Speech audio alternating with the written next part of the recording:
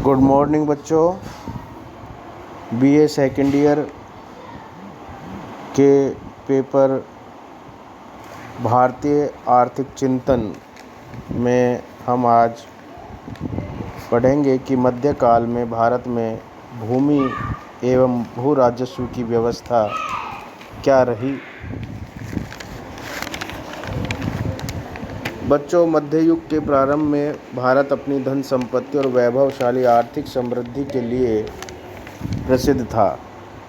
इसी संपन्नता और वैभव से आकर्षित होकर महमूद गजनवी ने 17 बार भारत पर आक्रमण किए और उसके बाद मोहम्मद गौरी ने देश को लूटा। इन दोनों ने ही भारत की अपार संपत्ति लूटी। व्यापार को उस युग में राजनीतिक उथल-पुथल, लूट, विध्वंस के कारण कृषि, व्यापार, उद्योग को गहरा आघात लगा और आर्थिक जीवन अस्त-व्यस्त हो गया। खिलजी और तुगलक सुल्तानों के अपव्यय से आर्थिक दशा पर कुप्रभाव पड़ा। अलाउद्दीन की सैनिक नीति और अनवरत युद्धों से लोगों की आर्थिक दशा उन्नत नहीं हो पाई।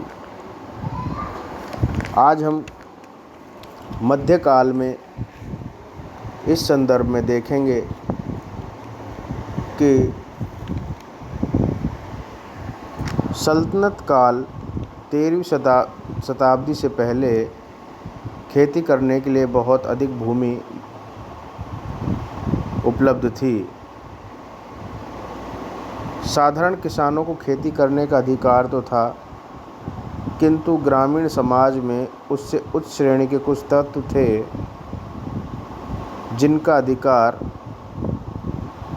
उस खेती पर था। ये वर्ग खूत, मुकद्दम या मुखिया कहलाते थे और जजिया, खिराज, चराई कर आदि के भुगतान करने से मुक्त थे। उन्हें अधिकार था कि वो कृषकों पर कर लगाएं और उनसे वसूल करें। परंतु समाज में मुकद्दम के ऊपर ग्रामीण अभिजात वर्ग भी था। इस वर्ग में राणा, राय, ठाकुर आदि आते थे। दिल्ली के सुल्तानों ने अनेक परंपराएं पूर्ववर्ती शासकों से ग्रहण की, जैसे कि गांव की भूमि पर शासक का पूर्ण अधिकार होना। यदि चाहे तो वह भूमि किसी को अनुदान या वृत्ति में दे सकता है। इस काल में भू व्यवस्था इस प्रकार थी कि भूमि को विभिन्न प्रकारों में बांट रखा था। पहला प्रकार था मदद-ए-माश या इनाम में दी गई भूमि। दूसरा प्रकार था अक्ता में दी गई भूमि, जो अमीरों को वेतन के बजाय भूमि अक्ता के रूप में दी जाती थी। तीसरा कृषि योग्य भूमि, जिस पर प्रशासन भू राजस्व वसूल किया करता था। चौथा खालसा भूमि, जिसकी आय पर शासक का एकमात्र अधिकार होता था। सल्तनत काल में भूमि को दो भागों में विभाजित किया गया था, ऊसरी भूमि एवं खिराज भूमि। ऊसरी भूमि अरब की भूमि या ऐसी भूमि जो मुसलमानों के पास थी। वह भूमि जो विजय के बाद मुसलमानों में बांट दिया जाती थी तथा जिसको मुसलमान कृषि योग्य बना लिया करते थे।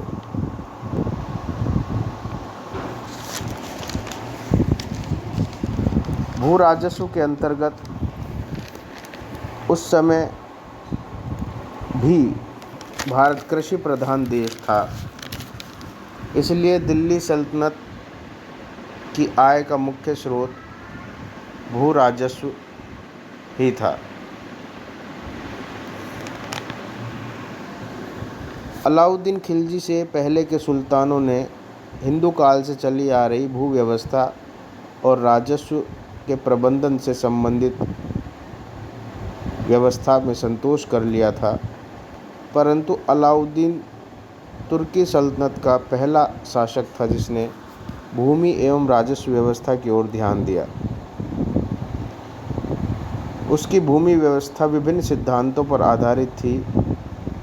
प्रथम, राज्य की आय में अधिक से अधिक वृद्धि करना।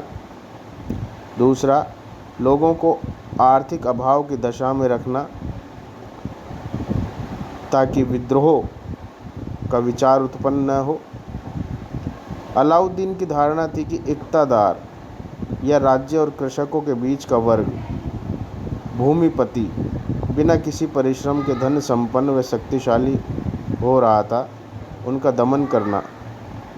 अनवरत हो रहे मंगोल आक्रमणों का सामना करने के लिए विशाल सेना का संगठन करने के लिए धन की अधिक आवश्यकता थी। यह धन केवल भू राजस्व से ही प्राप्त हो सकता था। अलाउद्दीन ने भूमि व्यवस्था एवं भू राजस्व में विभिन्न कदम उठाए, जैसे भूमि को जब्त करना, राजस्व कर्मचारियों की सुविधाओं का अंत करना, भूमि की पैमाइश और भूमि कर का निर्धारण करना, राजस्व रिकॉर्ड रखना, अन्न भंडार गृह की व्यवस्था करना, कर वसूली की निर्मम एवं कठोर दंड व्यवस्था को लागू करना, राजस्व विभाग का पुनर्गठन करना, भू राजस्व उपज के रूप में वसूल किया जाना। इस प्रकार हम देखते हैं कि अलाउद्दीन खिलजी ने विभिन्न सिद्धांत भू राजस्व के संदर्भ में अपनाए। अलाउद्दीन की भू राजस्व नीति बहुत कठिन थी और अप्रिय भी थी। उसके उत्तराधिकारी उसका अनुसरण नहीं कर पाए और भू राजस्व संबंधी नियम उसी के साथ समाप्त हो गए। परंतु उसके द्वारा निर्धारित लगान दर, जो उपज का 1/2 भाग था, उसमें कोई परिवर्तन नहीं किया गया। गयासुद्दीन तुगलक ने खुद मुकद्दम लोगों को भूमि कर एवं चरागाह कर से मुक्त कर दिया तथा सैनिक और असैनिक पदाधिकारियों को जागीरें देने की प्रथा को पुनः प्रचलित किया। भूमि नापने के स्थान पर बटाई प्रणाली पर विशेष बल दिया। लेखा परीक्षण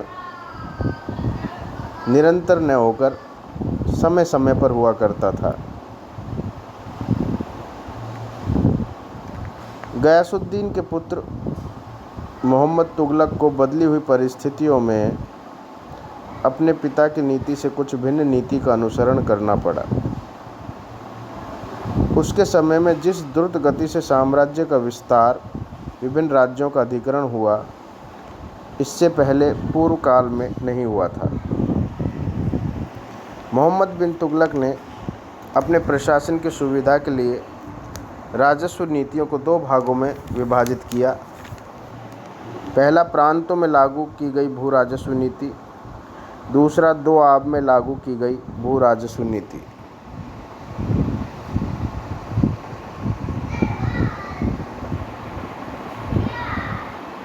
उसने प्रांतों को भी 2 भागों में विभाजित किया।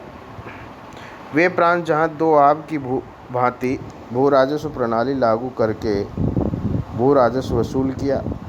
दूसरा, वे प्रांत जो ठेके पर उन अधिकारियों को दिए गए जिन्होंने केंद्र द्वारा उस प्रांत की कुल जमा निर्धारित करके उनसे या तो उतना ही धन अग्रिम के रूप में ले लिया या उन्होंने वादा किया कि केंद्र द्वारा निर्धारित धनराशि को उक्त प्रांतों में वसूल करके देंगे।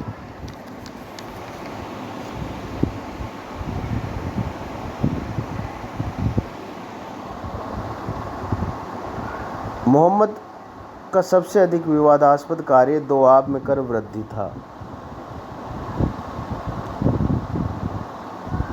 मोहम्मद ने कृषकों पर अतिरिक्त नवीन उपकर लगाए, कठोरतापूर्वक वसूल किया, जिससे निसहाय कृषकों की आर्थिक व्यवस्था चरमरा गई।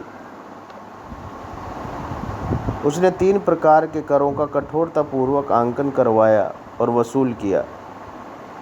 गृह कर, चराई कर भी लागू किया। इस कारण मवेशियों को दाग लगाया गया। कृषकों के घरों की गणना की गई, खेतों की नाप की गई। दोआब में अधिक कर वृद्धि के अनेक कारण रहे। पहला, वह साम्राज्य का सबसे उर्वर क्षेत्र था। शासक को योजना क्रियान्वयन के लिए अपार धनराशि की आवश्यकता थी। दोआब की हिंदू प्रजा सदैव ही विद्रोही और विरोधी रही थी। चौथा, साम्राज्य की आय पर्याप्त भी नहीं थी। सुल्तान ने वैधानिक ढंग से कर वृद्धि की योजनाएं बनाई। उसने एक कृषि विभाग की स्थापना की जिसे दीवान कोहा कहा गया और भूमि कर का एक रजिस्टर बनाया गया। कर की वृद्धि दर अलाउद्दीन के समय 50% थी। मोहम्मद से पूर्व घटकर 40% हो गई थी। उसे पुनः बढ़ाकर 50% कर दिया गया और नवीन कर जैसे चारागाह कर, निवास गृह कर भी लगा दिए गए।